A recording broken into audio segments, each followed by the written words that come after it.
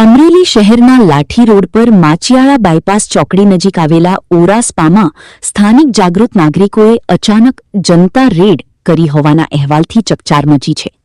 સ્થાનિકોના આક્ષેપ મુજબ સ્પાના નામે નિયમોની અવગણના કરીને ગેરકાયદે પ્રવૃત્તિઓ ચાલી રહી હોવાની શંકા વચ્ચે સમગ્ર મામલો સામે આવ્યો છે. સ્થાનિકોની તપાસ દરમિયાન સ્પાના સ્થળ અંગેના ભાડા કરાર અને વાસ્તવિક ઉપયોગને લઈને પણ સવાલો ઉઠ્યા છે.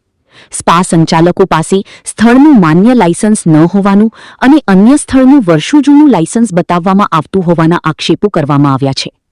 આ ઉપરાંત બહારના રાજ્યમાંથી મહિલા સ્ટાફ રાખવામાં આવ્યો હોવા છતાં જરૂરી પોલીસ વેરિફિકેશન અને સત્તાવાર જાણ કરવામાં આવી હતી કે નહીં તે અંગે પણ તપાસની માંગ ઉઠી છે. સ્પામાં ગ્રાહકો પાસેથી વસૂલાત થતી ફી, તેનું રજિસ્ટ્રેશન અને હિસાબી વ્યવસ્થા અંગે પણ સ્થાનિકોએ ગંભીર સવાલો ઉઠાવ્યા છે. જો કે આ તમામ આક્ષેપોની સત્તાવાર તપાસ બાદ જ હકીકત સ્પષ્ટ થશે.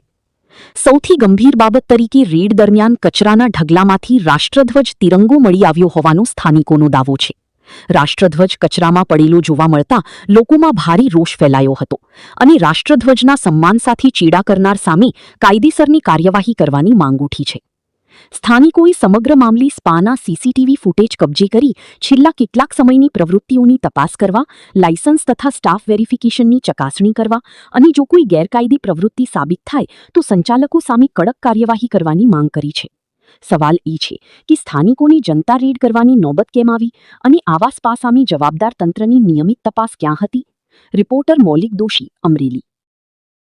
સંસ્કારી શહેર અને એમાં બિલાડીના ટોપની જેમ જ્યાં જુઓ ત્યાં સ્પા ખુલી ગયા છે. સ્પા ચલાવવા માટેના અમુક નોર્મ્સ હોય, નિયમો હોય, જેનો ઉલાળ્યો કરીને અમરેલી શહેરમાં એવા અનેક સ્પાઓ ખુલ્યા છે કે જ્યાં સ્પાની આડમાં ગોરખ ધંધા તો નથી ચાલતા. આ સવાલો ઉઠ્યા છે. પોલીસ વેરિફિકેશન વગર સ્ટાફ અહીંયા પણ ચેકિંગ દરમિયાન સવારમાં આવે, સાંજે વહી જાય. તો એક પ્રકારનું સ્પાની આડમાં કૂટણખાના તો નથી ચાલી રહ્યા ને? આવા સવાલો ઉઠી ગયા છે. આજે અહીંયા એક સ્પા ઉપર રેડ કરવામાં આવી, જનતા રેડ કરવામાં આવી અને ત્યાં કોઈ પણ પ્રકારના નોર્મ્સ વગર આ સ્પા ચાલતું હતું. તો આવા તો અનેક સ્પા અમરેલી શહેરમાં દરેક જગ્યાએ ફૂટી નીકળ્યા છે. તો અમરેલીની જનતા પણ એવું ઈચ્છી રહી છે કે આ ગોરખ ધંધાઓ અમરેલીમાં બંધ થશે ખરા?